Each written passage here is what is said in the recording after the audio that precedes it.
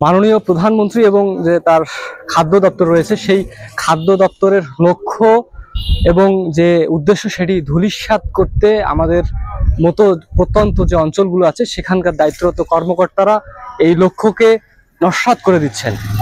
আমি খাদ্য গুদাম এবং সংশ্লিষ্ট যে দপ্তরগুলো রয়েছে তাদের কথাই বলছি।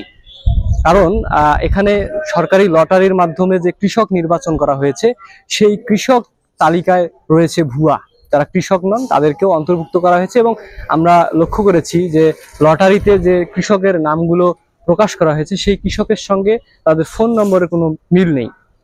এবং এখন পর্যন্ত যে 60 মেট্রিক টন ধান এখানে সংগ্রহ হয়েছে, তাদের দেয়া এখানকার খাদ্য গুদামের দায়িত্বরত যারা রয়েছেন তাদের দেয়া তথ্য অনুযায়ী আমাদের একটি তালিকা দেয়া হয় 20 জন, যে 20 জন এই 60 মেট্রিক টন ধান এই গুদামজাত করেছেন অর্থাৎ সংগ্রহ করেছেন। কিন্তু এদের মধ্যেও আমরা কয়েকজনকে ফোন দিয়েছি, আসলে তারা জানেন না যে তাদের নামে খাদ্য গুদামে ধান সংগ্রহ হয়েছে।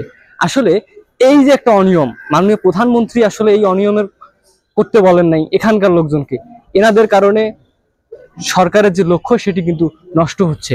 আসলে এটি প্রতিকার হওয়া দরকার। প্রকৃত যে কৃষক রয়েছেন তারাই যাতে খাদ্য গুদামে ধান সংগ্রহ করেন, এটাই আসলে এখানকার সকলেরই দাবি।